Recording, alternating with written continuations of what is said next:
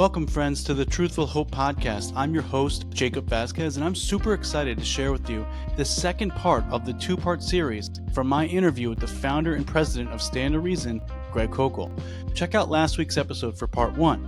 But in the second part, Greg applies the tactics he spoke of in part one to some of the most common and controversial issues Christians face today. So we hope you enjoy this concluding half of my conversation with Greg Koukl.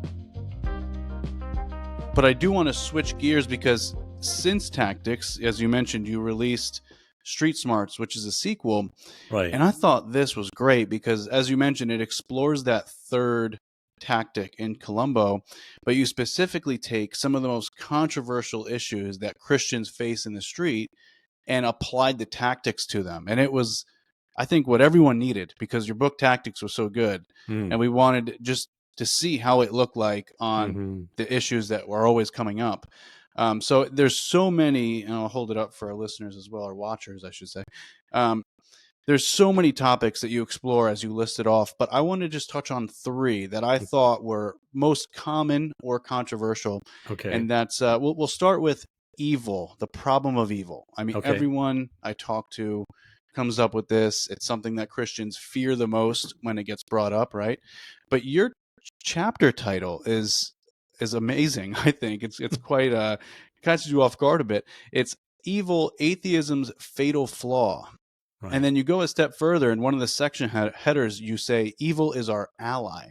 So unpack that for us. Why is evil a friend of Christianity? Yeah, it's one of the perennial challenges from ages ago.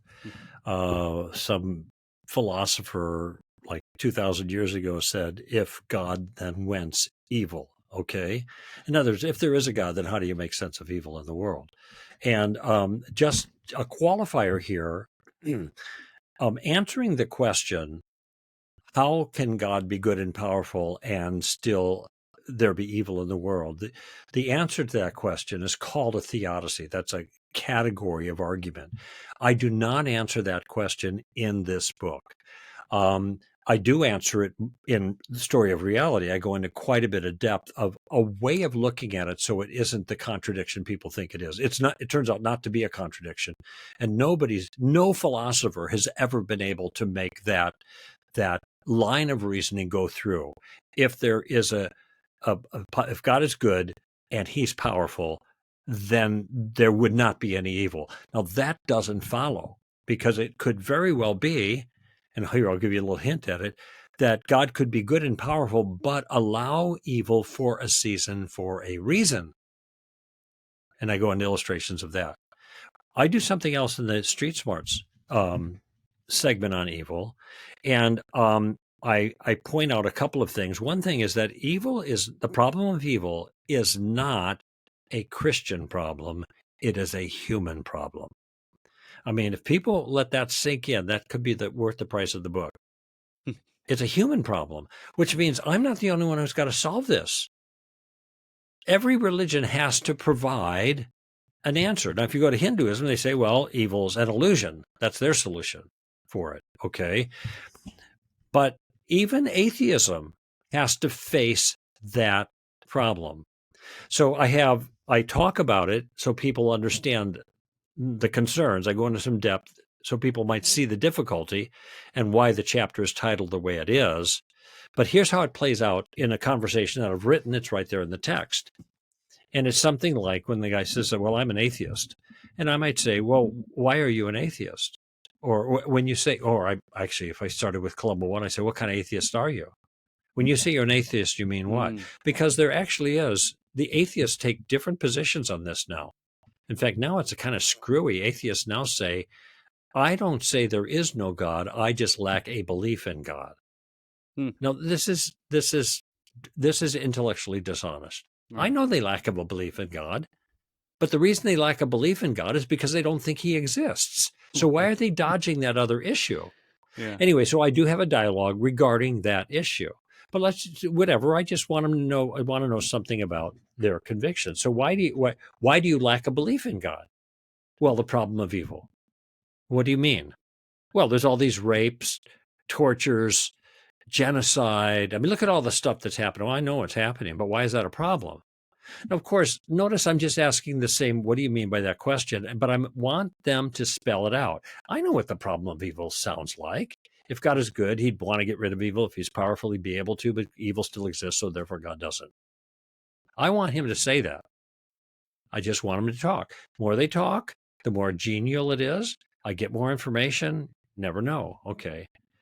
And so then the next step in this particular approach, because now I'm not trying to solve the problem of evil, but I'm trying to show that the problem of evil is a problem for everyone and that Christians are in the best position to deal with it. Okay? Not atheists. They're in the worst position to deal with it. All right? And so he says, well, the problem of evil, and he identifies all this stuff. And then I say, okay, let's just say you're right. Let's just say God doesn't exist. All right? I agree with you. Do those things that you just described still happen? Oh, yeah. I mean, the rape, murders, pillaging, blah, blah, blah. Oh, yeah. Are they still evil? Of course they're evil. Now, this person who's talking now is going to get trapped in just a minute, but it's a legitimate trap, and he doesn't see it's coming. This is why he's going to say, of course it's evil. That's why I'm an atheist. I say, okay, fine. Will you please take a few moments and explain to me how there can be evil in the world when all we have is molecules in motion? Evil's a moral judgment. How do you get moral judgments that are legitimate in a world bereft of any moral standards, a God who makes those moral standards? This is your world, not mine. This is your world. This is what you're holding on to. The answer to that question is there is no answer to that question from the atheist, because there cannot be objective morality, real evil, or real good for that matter, if there's not a transcendent standard that helps us to identify it. Now, the question here, and this is, I need to be careful because people misunderstand, and so do atheists at this point. They're going to say, well, it's just obvious. It's just obvious. We know what's right and wrong. That's obvious. That's not the question I'm asking. Okay. That's like saying, okay, what's the speed limit? Oh, how do we know there's a speed limit? Oh, there's a sign right there. It's obvious. It's 25 miles an hour. That's not my question. My question is, why is there a speed limit at all? Because a government put the sign there and they have the authority to do it. But if there's no government and somebody just stuck a sign up there, is that a speed limit? No, it's just a sign with a number on it. It has no authority. So I'm not asking how you know right and wrong. I'm asking what makes things right and wrong. Now, for those philosophers who are listening or students, this is called the grounding problem. Why is it the way it is? But this is the key. They cannot answer this because there is no means by which they can account for a moral standard that applies objectively to human beings. By the way, if it's not objective, if it's not a real standard that applies to everybody, but it's just my make me up, this is my truth, well, there's no problem of evil, because the problem of evil just disintegrates into things you don't like. Well, why should anybody care what you like if there's no standard that requires them to care? All right. So the atheist is in a quandary here, but notice how I point this out. I just had a series of questions. I know where I was going. And because the questions I asked were fairly commonsensible, they had an obvious answer, and he gave the answer. Now he's in the corner. He's stuck because he can't get out. And I'll tell you the best answer, it's not a good answer, but the best answer. The standard way atheists account for morality is through Darwinian evolution. Well, we've learned things that are right or wrong because blah, blah, blah, survival of the fittest. Now, of course, this doesn't make sense of certain kinds of things like rape. You think it would be the other way around. Rape would be good because you're getting your genes more productively into the next generation. But that aside, okay, if Darwinian evolution can cause us to believe things are wrong, and that is a problem of itself, and I talk about that in the book. How does natural selection working on mutations force us to believe certain things? The beliefs are in the consciousness. That's not in the cells. Okay, that's another issue. But even if it could, What kind of morality does it produce? It doesn't, biology can't make rape wrong. It can only make subjects, individuals who are influenced by evolution to believe rape is wrong when it's not, right? I mean, it's not objectively wrong. Nothing's objectively wrong. We just believe it. Right. Okay. Well, now you've got a false belief about morality that Darwinism has caused you to hold, but you got no problem of evil. So here's what I asked the guy who he was on the radio. This guy, an atheist, a fairly famous internet atheist. He's got a huge following. Anyway, I asked him. So what you're saying is the problem of evil is when things happen that violate your evolution. Now you see how trivial that makes it, but that's what follows from that view. You know what he said? Yes. Wow. Which is honest, at least. Yeah. That's all the problem of evil is. Hmm. What if the ancient Hebrews evolved differently than he did and did all these things that you think are evil? How can you call that evil? That's their evolution, not yours. So that's the problem. So this is why I say that real evil is atheism's fatal flaw, because it doesn't matter where you lived or when you lived. Everybody knows that something's wrong with the world. Everybody knows that. It was why the problem comes up for us frequently, not just in theological debates, but in our individual lives, trying to make sense of all of this stuff. But atheism, by its nature, must deny as a reality one of the most salient features of reality that everybody knows about, which means it can't be true. Now, for the philosophical types that follow these kinds of things, all I've offered now is just kind of an application of the moral argument for the existence of God, which goes simply, if there is no God, then there's no objective morality. By the way, if there's no objective morality, there's no problem of evil. But there is objective morality. How do we know that? Problem of evil. Therefore, there is a God. Now, that is a very tight line of reasoning. It's called modus tollens for the academic types. And all you have to demonstrate is that the two premises are true and the conclusion follows. And we know the second one's true because of the problem of evil, which is what the atheist has been arguing about. So now we just have to answer the question, how do you get objective morality about God? And there's no answer to that. That's the first premise. That's why this is so powerful, I think. I apologize for that was maybe a little tedious for some people, but it is what it shows is I have in my mind and understand the problem. And if you read the Street Smarts book, then you'll get that too. And now what I'm doing is I'm positioning questions to get common sense answers from the atheist that leads him to the point where he is stuck with his problem and he can't get out of it. And that gets him thinking, God willing. All right.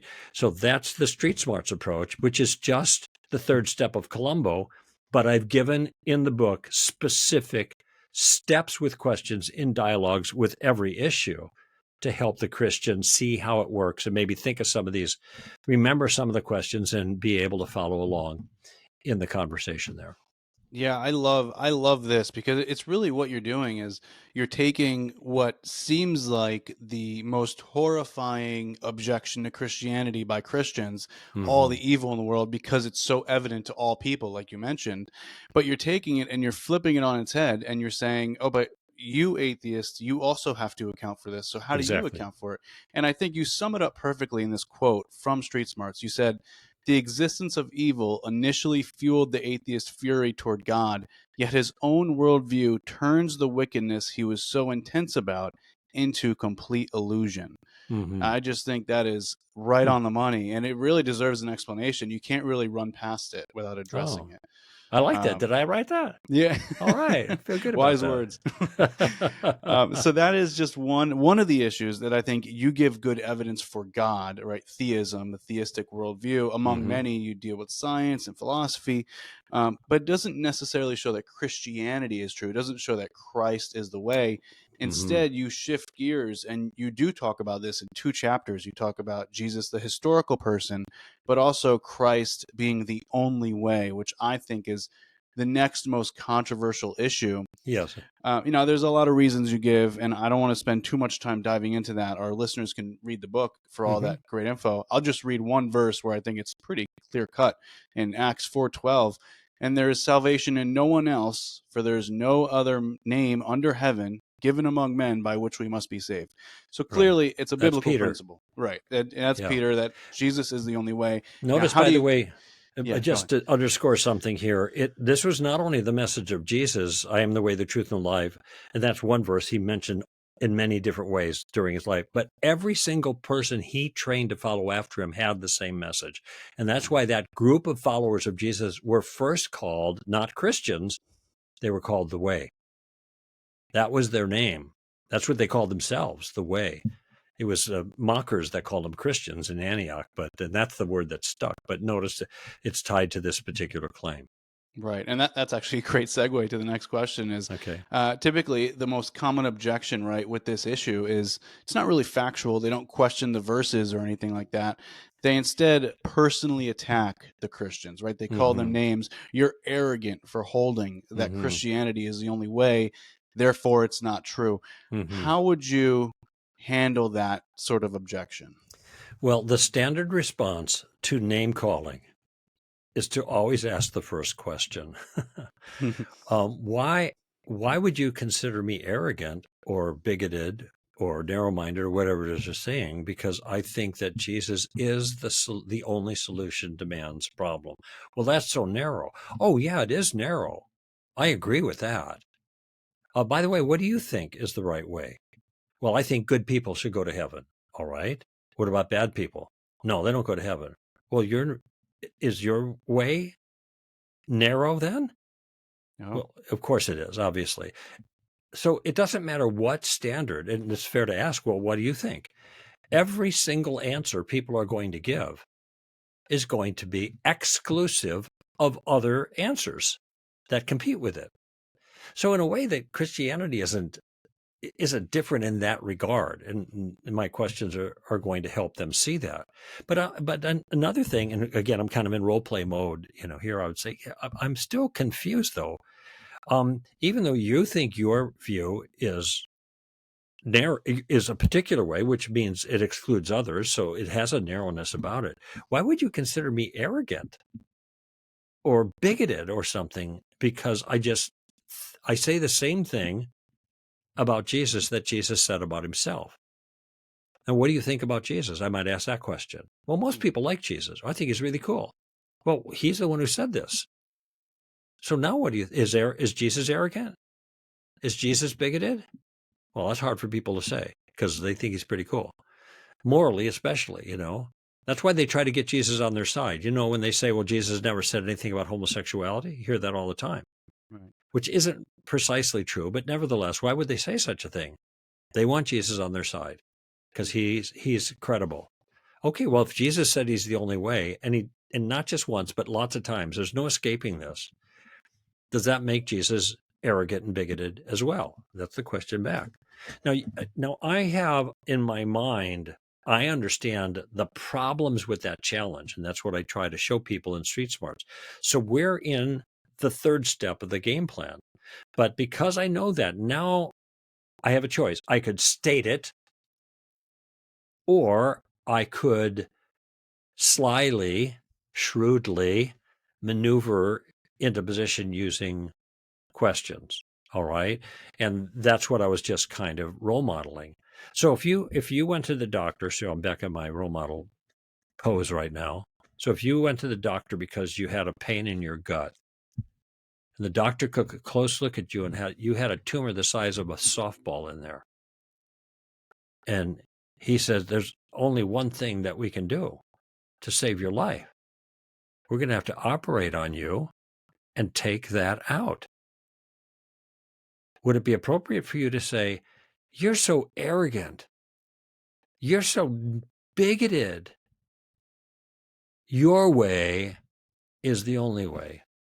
Well, obviously people would never cop to that. And they'd say, well, but religion is different. Oh, okay. How is it different? I'm throwing the question back because I don't know what they mean by different. And I can guarantee you they're not going to tell me anything that's going to substantially show that my parallel with medicine is not appropriate in spiritual things, because it's actually an apt parallel. Because on our view, human beings are dying of a spiritual kind of disease. Now, it's not just, sometimes you got to be careful with disease because that's not people's fault, but this disease is our fault. We participated. We're dying of a disease, and there's an antidote to it. And guess what? It's free. Except the price you pay is bending your knee. Well, that's too much for most people, but it's free. Okay. Now, the question is whether the analysis is correct. I'm going to even say that to them. So what do you think? Do you think that in everything you've ever done in your life, you've always done the right thing? You've never done anything wrong or immoral? Fair question. Now, anybody who says, no, I've never done anything wrong, I'm going to say, I'm going to talk to your kids or to your wife, Now, people understand that. They say, okay, well, there it is. Now, how do you deal with your sin? Because that's the right word to describe it. Sin is wrongdoing with consequences before a judge. It's a crime. Before the judge who matters in the world. So notice how even when I'm anticipating some pushbacks, I've got a question that will help me move it forward and put the ball back in their court to get them thinking. Now, I'm always friendly with them. 99% of the time. Once in a while, I get a little edgy, but characteristically, this is the point. But why wouldn't I be? In a certain sense, because I have the truth and I'm communicating it clearly with questions and getting people to think, in a certain sense, I'm in the favorable position. Remember what I said earlier, questions keep you safe. So all I've been describing here the last few minutes has been the third step that is chronicled in spades, so to speak, in Street Smarts.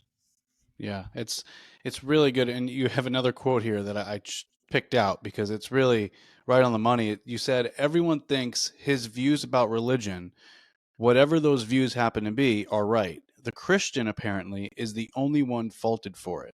Mm-hmm. And it's so true, because when you push it back on them and you say, well, why is it that we can't know things about religion or have our views on religion? They're going to say something about religion. So they're going to try and come up with a point. They're going to say you can't know the truth about religion, for example. That's a religious claim, right? And yeah, it is a religious claim. Well, it's a claim about religion from outside of religion, not inside of religion. But still, I'm going to ask them, well, why would you say that? That's the second Columbo question. Why would you think no one can know the truth about religion?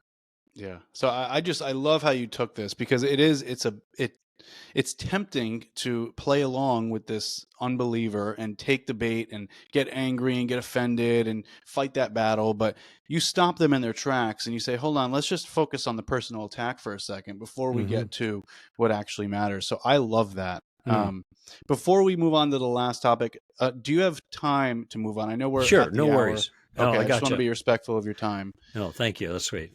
So the last one is the one this is on my heart the most. And this is why I picked it out, and it's the topic of abortion. The reason why it's on my heart the most is because I was actually almost aborted when my mother was 8 months pregnant with me. No kidding.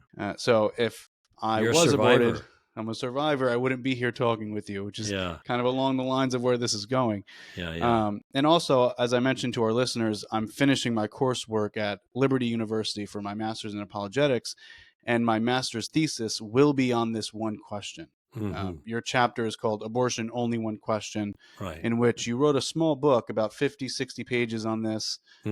I've referenced that quite a ton in my paper so far. So good. I'm very appreciative of your work in this area. Thanks.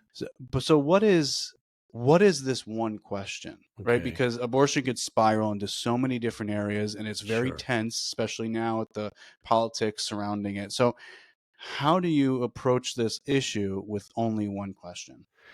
I zero in on that one question by asking a series of other questions, and so I asked the person, I said, imagine yourself doing some work, maybe you're, at your computer working or something like that, and your child comes up to you behind you and you hear your child say, "Mommy or Daddy, can I kill this?" Now, what is the one question you have to have answered before you can answer their question? Now, some people will respond and say, "Why?" Hmm. Well, really, is that the most important thing? Remember, you can't see them. No, the question the answer that needs to be, or should the question that needs to be asked is, what is it that you want to kill? If it's a cockroach or a spider, smash it. If it's, your brother's hamster or something, oh, wait a minute. If it's your brother, we got to sit down and have a talk. So, and so once I've asked those questions and made this illustration, I said, what this demonstrates is that you can't know whether or not it's right to kill any living thing unless you first know what that thing is. Now, I go into all this detail in the chapter that you cited there, only one question. And as it turns out, abortion takes the life of something. What it is the question you must answer before you can know whether or not abortion is a morally acceptable choice. So notice how this simplifies everything. It zeroes in, and I think the illustration makes it clear that that is the issue. And I expand more on the book, obviously, about that. But and the one way that I put it is, if abortion does not take the life of an innocent human being, and I use human being language here, not person language, because person language is ledger domain. It's sleight of hand. It's rhetoric. Oh, it may be a human, but it's not a person. Okay. To which you always ask the question, what's the difference? All right. There's more of that in the book. But the point here is abortion takes the life of, actually, what I say here is that abortion takes the life of something. All right.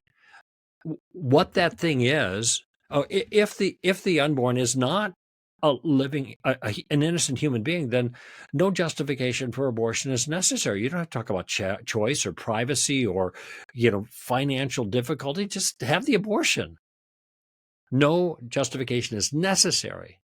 However, if it turns out that the unborn is a human being, then no justification for abortion is adequate, because we don't kill innocent human beings for the reasons that people give for their abortions.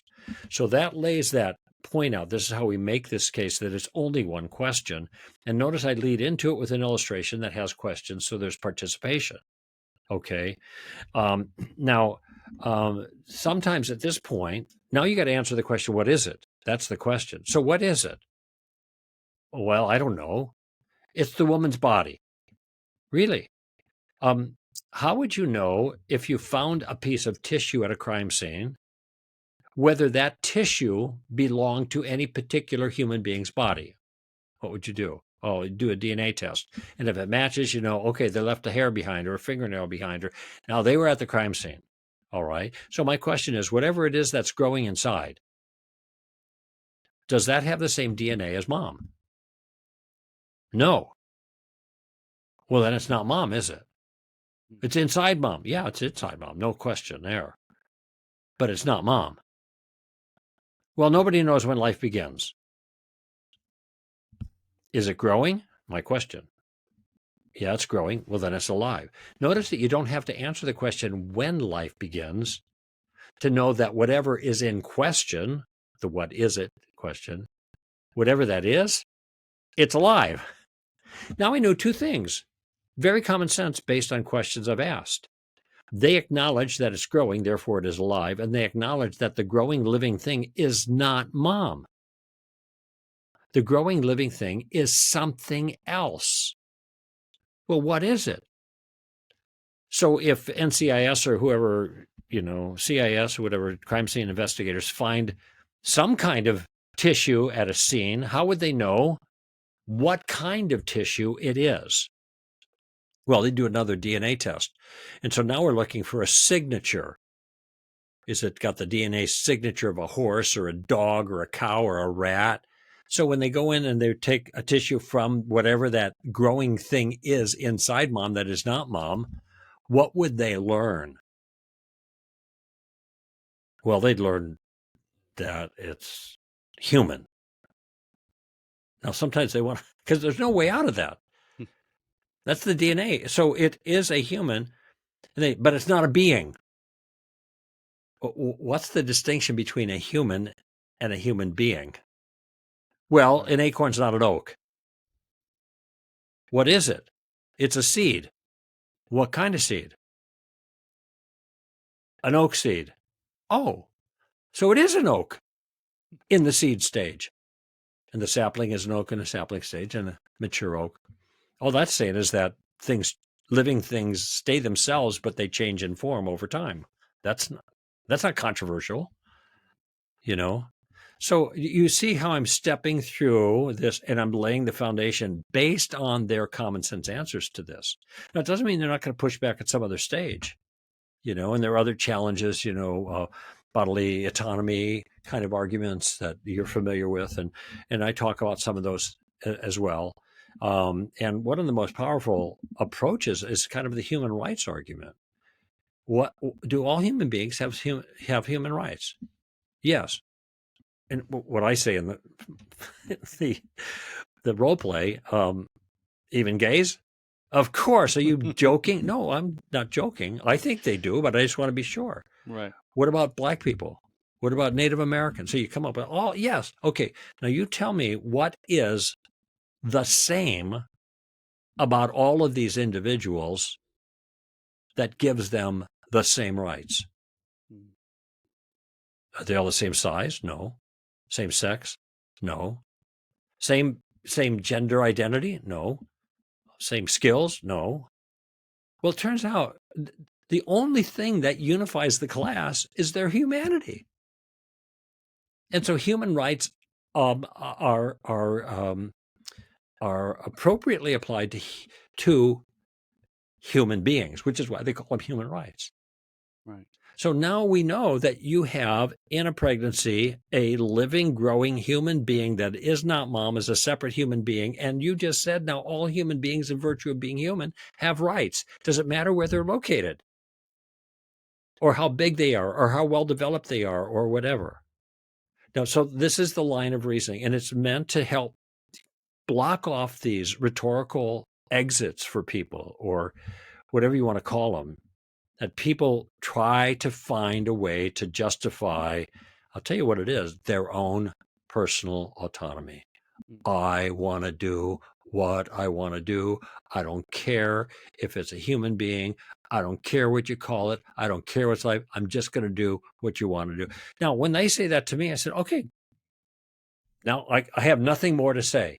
Right. Now we know that you are not making any moral justification for abortion of any kind. Your justification is you want to do what you want to do. All right.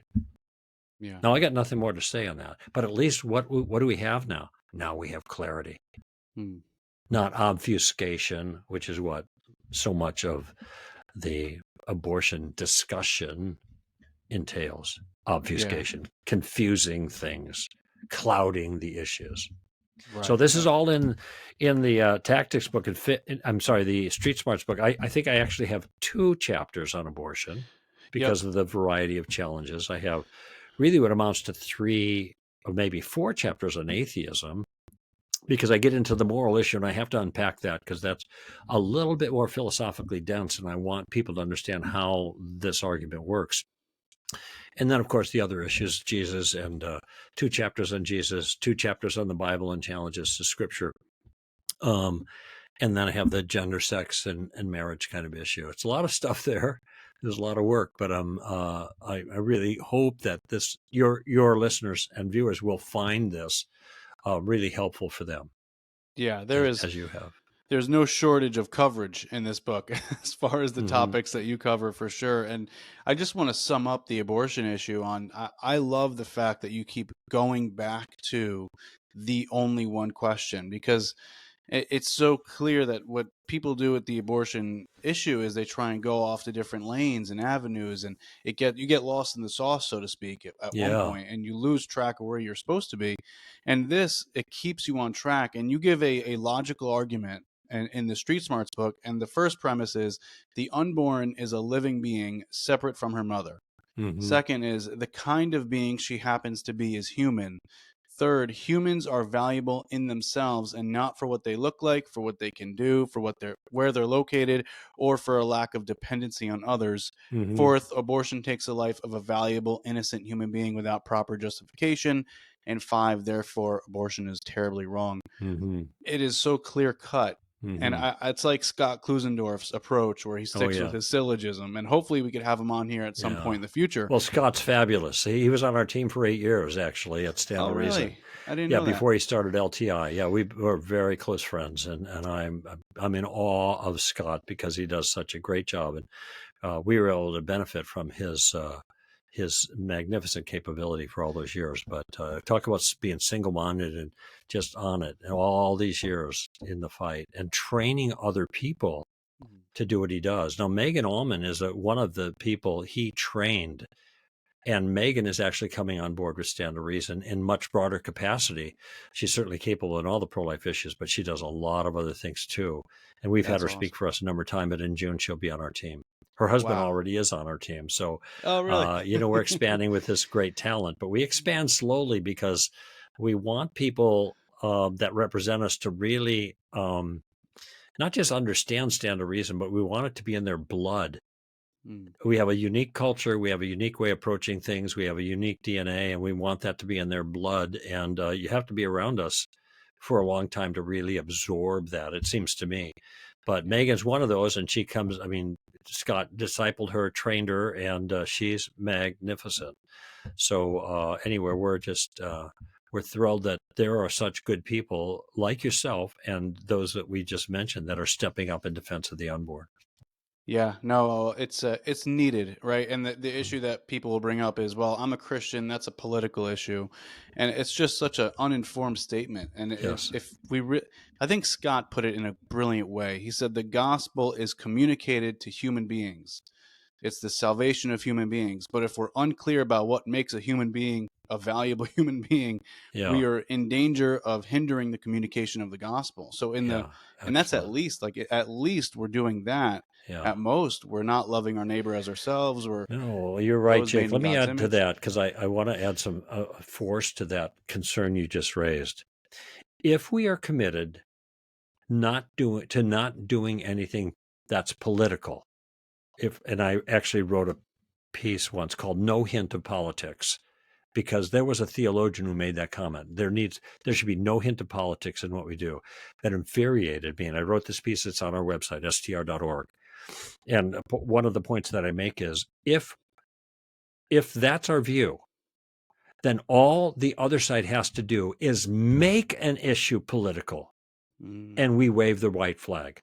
wow.